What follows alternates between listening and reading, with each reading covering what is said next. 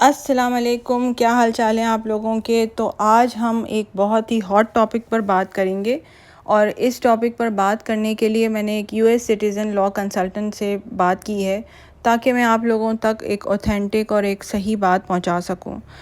तो चलें शुरू करते हैं। हम बात करेंगे DS-160 एप्लीकेशन फ़ॉर्म की और ये एक नॉन इमिग्रेंट यूएस वीज़ा है और इसकी जो कैटेगरी है वो टूरिज़म और बिज़नेस है और इसकी क्लास जो है वो B2 है। तो सबसे पहले आप इस एप्लीकेशन को फ़िल करने से पहले अपने सारे important documents, ID card, passport और मैरिज सर्टिफिकेट्स, अगर आप डिवोर्स्ड हैं तो डिवोर्स सर्टिफिकेट, सारे इम्पॉर्टेंट डॉक्यूमेंट्स जितने भी आप समझते हैं कि इस फॉर्म के लिए ज़रूरी होंगे वो आप अपने साथ रख लीजिएगा, क्योंकि ये जो फॉर्म है ये 20 मिनट्स के बाद ऑटोमेटिकली लॉग आउट हो जाता है। तो इसलिए जो है ना ज़रूरी है कि सारे डॉक्यूमेंट्स अपने इन हैंड रखें। और आजकल इस एप्लीकेशन फ़ॉर्म की जो फ़ीस है वो $160 है तकरीबन, जो कि आजकल 47,000 समथिंग बनेगी। और वो तो ये डॉलर के ऊपर डिपेंड करेगा कि कितना जो है वो ऊपर जाता है पाकिस्तानी रुपी, उसके हिसाब से ही इसकी फ़ीस बनेगी।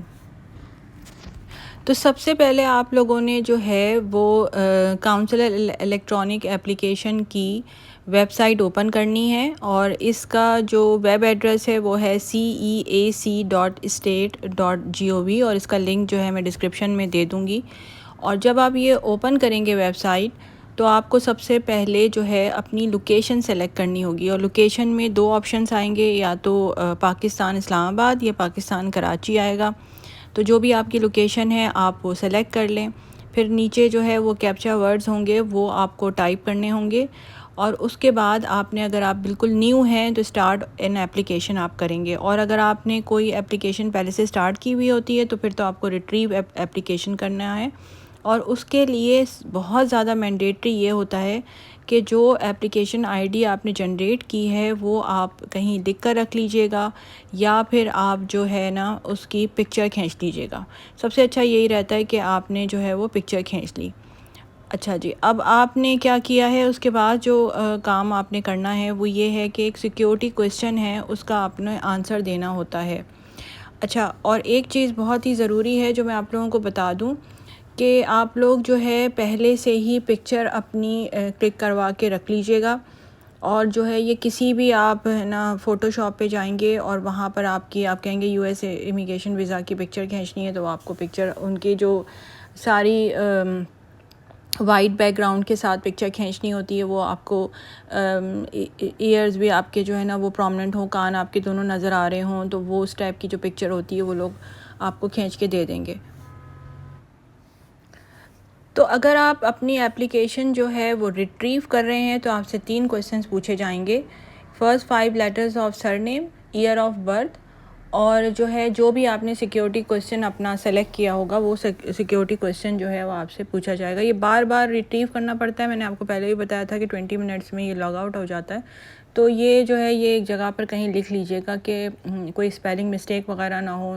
सरनेम का तो नहीं हो सकता, ईयर ऑफ बर्थ का भी, लेकिन जो है ना जो सिक्योरिटी क्वेश्चन है उसमें ये होता है कि भूल जाता है बंदा, तो वो एक जगह पर आप लिख के रख लें।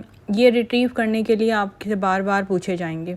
और वैसे भी पूरा फॉर्म आप डिटेल से पढ़ते हैं और उसके बाद आप उसको टाइप करते हैं। कोशिश ये करा करें कि ये जो फॉर्म है ये ख़ुद से जो है आप फ़िल करें, किसी ट्रैवल एजेंट से फ़िल ना कराएं अगर आप पढ़े लिखे हैं तो, क्योंकि जो है ना ट्रैवल एजेंट्स बाज़ दफ़ा जो है वो मिस इन्फॉर्मेशन टाइप कर देते हैं और फिर वो लोगों के लिए बहुत बड़ी प्रॉब्लम बन जाती है। वो मैं आगे चल के आप लोगों को बताऊँगी कि कैसे।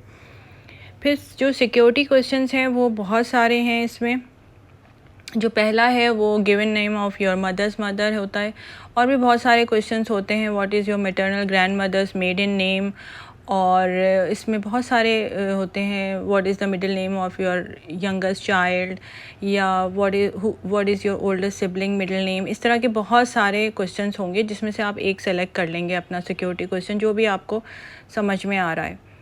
उसके बाद जो दूसरा पेज स्टार्ट होता है वो है आपके पर्सनल इन्फॉर्मेशन का पेज, जिसमें सबसे पहले तो आपने सरनेम लिखना है और सारी चीज़ें कोशिश ये करिएगा कि बिल्कुल सच लिखिएगा, क्योंकि जब आप इंटरव्यू के टाइम पे जब जाएंगे तो वो आपसे आपके इसी एप्लीकेशन फॉर्म से ही क्वेश्चंस पूछ रहे होंगे। अगर आपने झूठा कुछ भी इंफॉर्मेशन लिख दी होगी तो वो आप भूल जाएंगे और जो है याद नहीं रहेगा। और वैसे भी जो भी डेटा आपके पासपोर्ट पे लिखा हुआ है वही आपको लिखना होता है। तो जनाब सरनेम्स, अच्छा, जो झूठी बातें लिखती हैं लोग ज़्यादातर अपने जो है ना वो बैंक अकाउंट के में अपनी सैलरी गलत लिख देते हैं, बहुत बड़ा चढ़ा के लिख देते हैं। तो वो चीज़ें ज़्यादातर जो है ना वो आपके गले पड़ जाती है, फिर वो उनको समझ आ जाता है कि भाई ये गलत है। वो इंटरव्यू में बहुत ज़्यादा आपसे क्वेश्चंस पूछेंगे।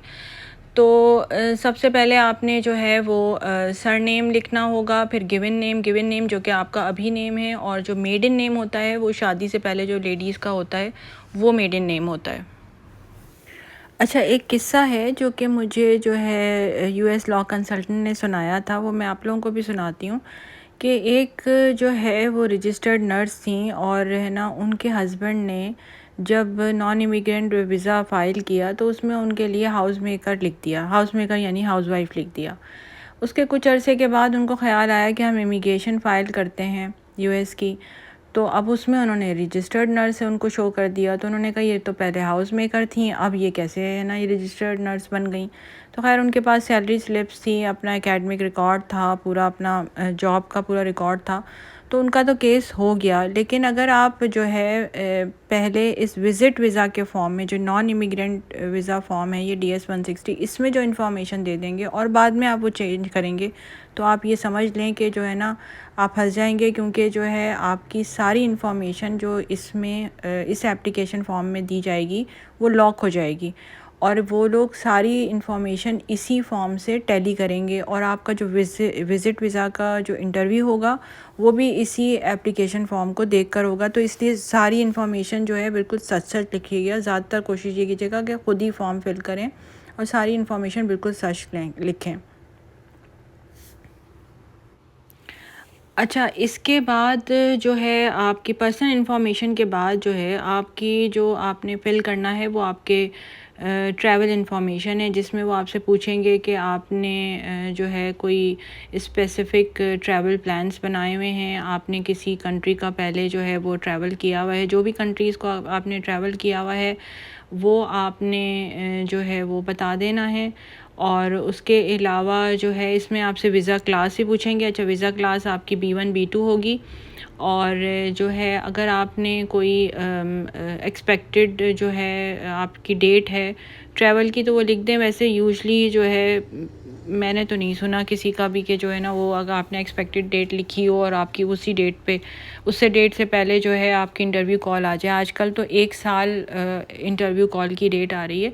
लेकिन अगर आपका केस स्ट्रॉन्ग है और आपकी जॉब यहाँ पर स्ट्रॉन्ग है, यानी कि आपकी टाइज़, उन्होंने ये बताया कंसल्टेंट ने कि आपकी टाइज़ स्ट्रॉन्ग शो करनी पड़ती हैं आपको पाकिस्तान से। फॉर एग्ज़ाम्पल आपकी जॉब बहुत अच्छी है, आपकी सैलरी बहुत अच्छी है, तो आपको आराम से वीज़ा मिलेगा, आपकी विद फैमिली भी वीज़ा मिल जाएगा आपको। लेकिन आप अगर यहाँ पर जैसे अगर आप जॉब पे नहीं हैं, आपकी एज कम है और जो है कोई प्रॉपर यानी अच्छी जॉब नहीं कर रहे हैं, तो फिर आपके ज़्यादातर चांसेस जो है ना वो जो है डिसअप्रूवल के हैं वीज़ा के। अच्छा, उसके बाद आपका ट्रैवल के बाद ट्रैवल कंपेनियंस के बारे में पूछा जाएगा। प्रीवियस ट्रैवल जो हिस्ट्री है आपकी उसके बारे में आप लिखेंगे, और एड्रेस और फ़ोन नंबर होगा, पासपोर्ट इंफॉर्मेशन होगी और यूएस कांटेक्ट होगा। अच्छा, मोस्टली लोग जो है वहाँ सिबलिंग से मिलने जा रहे होते हैं, पेरेंट्स से मिलने जा रहे होते हैं, या पेरेंट्स जो है ना पाकिस्तान में रहते हैं और वो जो है अपने बच्चों से मिलने के लिए यूएस में जा रहे होते हैं, तो यूएस कांटेक्ट तो होता ही होता है। और फिर फैमिली इन्फॉर्मेशन भी आप उसके बाद लिख सकते हैं उसमें। फिर जो मेन चीज़ आती है वो वर्क, एजुकेशन और ट्रेनिंग आती है। तो इसमें ये है कि आपने डिटेल्ड अपने वर्क के बारे में, अपने एजुकेशन के बारे में आपने बताना होता है। इसमें आपकी वो सैलरी भी पूछते हैं, तो उसमें सैलरी आपको कोई ज़रूरत नहीं है बढ़ा चढ़ा के लिखने की। जितनी आपकी सैलरी है आप उतनी ही शो करिए और उससे कोई फ़र्क नहीं पड़ेगा। अगर उन्होंने आपको वीज़ा देना होगा तो आपकी वो कम सैलरी पे भी दे सकते हैं। ऐसे भी लोग हैं जिनके पास 2-2 बैंक स्टेटमेंट्स है और उन्होंने नहीं पूछा, बैंक स्टेटमेंट तक नहीं पूछा।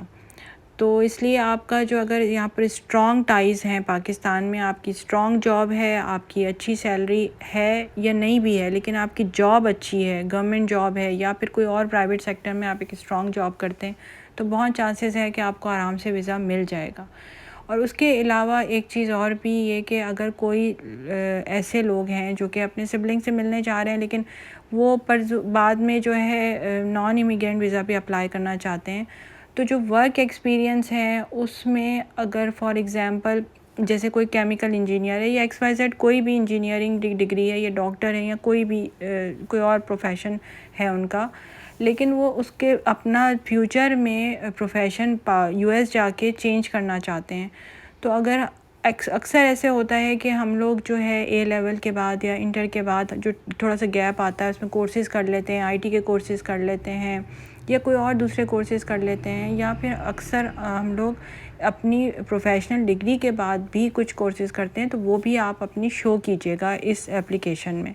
मतलब इस एप्लीकेशन को आप ये समझ के जो है फ़िल कीजिएगा जैसे आप इमिग्रेशन का वीज़ा जो है आप फ़िल कर रहे हैं, क्योंकि ये मैंने आपको बताया कि आपकी सारी इन्फॉर्मेशन लॉक हो जाएगी। अच्छा, फैमिली इन्फॉर्मेशन में एक चीज़ बहुत ही ज़रूरी है ये कि US में आप एक वक्त में सिर्फ एक वाइफ़ रख सकते हैं। तो जो हमारे पास यहाँ पर अगर आपकी 2 वाइफ़्स हैं तो आप 2 वाइफ़ नहीं शो कर सकते, आपको एक ही वाइफ़ शो करनी पड़ेगी। दूसरे ये कि अगर आप अपनी वाइफ़ को डिवोर्स करते हैं और दूसरी मैरिज करना चाह रहे हैं, तो वो आपकी डिवोर्स डेट के बाद सेकंड मैरिज होनी चाहिए। ये बहुत ही ज़रूरी इन्फॉर्मेशन है, क्योंकि कुछ हमारे रिलेटिव्स के साथ इस तरह से हुआ कि जो है उनकी जो है डिवोर्स डेट से पहले सेकंड मैरिज थी, तो उनको कुछ प्रॉब्लम्स हुई थी। तो ये मेक श्योर कर लीजिए कि आपकी डिवोर्स डेट जो कि डिवोर्स सर्टिफिकेट नादरा से बनता है उसके बाद आपकी सेकंड मैरिज की डेट होनी चाहिए, भले उस डेट से आप दूसरे दिन ही निकाह कर लें, क्योंकि वहाँ पर सिर्फ एक वक्त में एक ही वाइफ रखी जाती है। अच्छा, फिर आपके आ जाएंगे सिक्योरिटी क्वेश्चन। सिक्योरिटी क्वेश्चंस में आपने सारे के सारे सिक्योरिटी क्वेश्चंस में नो करना है, और जो है अगर आपने येस कर दिया तो फिर गए काम से आपके, तो फिर आपका वीज़ा अप्रूवल नहीं होगा। और सबसे आखिर में आपने साइन और सबमिट करना है। साइन इलेक्ट्रॉनिक होती है और उसके लिए वो आपसे ट्रैवल डॉक्यूमेंट का नंबर पूछेंगे, पासपोर्ट नंबर पूछेंगे और कैप्चा वर्ड्स होंगे। फिर आपने अपनी पिक्चर अपलोड करनी है और आखिर में जो है आपको कंफर्मेशन पेज मिल जाएगा। कंफर्मेशन पेज के नीचे जो है आपके जो है print confirmation page, print application और ईमेल कंफर्मेशन पेज के ऑप्शंस होंगे। आपने ये तीनों चीज़ें कर देनी है, क्योंकि जो है ना एप्लीकेशन जो है रिट्रीव नहीं होती है। सिर्फ यही एक मौका होगा कि आपने फ़ौरन अपनी एप्लीकेशन प्रिंट करनी है, उसके बाद ये आपको एक्सेस नहीं मिलेगा एप्लीकेशन के लिए। कंफर्मेशन पेज तो एक्सेस हो जाता है, रिट्रीव हो जाता है, लेकिन एप्लीकेशन नहीं होती है। ठीक है, फिर आपने ये काम करना है कि ustraveldocs.com पर जाना है और अपना इंटरव्यू स्केड्यूल कर लें। जो भी आपको नियरेस्ट डेट मिले आपने उस पर जो है स्केड्यूल करना पड़ेगा आपको इंटरव्यू, कोई चॉइस नहीं होती है। जो भी नियरेस्ट डेट होगी उसको आपने स्केड्यूल कर लेना है, चाहे वो 1 साल की बाद की डेट हो। ठीक है, अगर आपका केस स्ट्रॉन्ग होगा तो वो आपकी डेट खुद ब खुद ही ऑटोमेटिकली जो है 4 महीने पीछे, 3 महीने पीछे खुद ब खुद हो जाती है। ठीक है, फिर आपने ये ऑप्शन चूज़ करना है कि आपने कोरियर से अपना ट्रैवल डॉक्यूमेंट मंगाना होगा इंटरव्यू के बाद, या फिर आपने किसी जो असाइंड उनके लोकेशन है उस पर आपने जो है जाके ख़ुद पिक करना है। ये आपने ख़ुद चूज़ करना होता है कि कोरियर के वो 800 रुपीज़ चार्ज करते हैं, और जो है पिकअप लोकेशन तो आपकी अपनी मर्ज़ी होगी कि जिस पे आपने क्लिक करेंगे। ठीक है, तो ये चीज़ें सारी थी DS 160 के बारे में, जो कि एक मैंने आप लोगों को एक जल्दी सारा कुछ बताया है। वैसे तो और भी बहुत सारी डिटेल्स बताई जा सकती थी, लेकिन जितनी मैं मैक्सिमम बता सकती थी बताई मैंने आप लोगों को। और अगर आप लोगों को मेरी वीडियो पसंद आई है तो लाइक करें, शेयर करें, सब्सक्राइब करें, और सबसे इम्पॉर्टेंट बात कमेंट्स में सजेशंस दें कि नेक्स्ट वीडियोस मुझे इस तरह की बनानी चाहिए कि नहीं बनानी चाहिए, क्योंकि मेरे ख़्याल से जो यूट्यूब का मेन पर्पज़ है वो इन्फॉर्मेशन है, तो अच्छी इन्फॉर्मेशंस देनी चाहिए। Thank you for watching my video.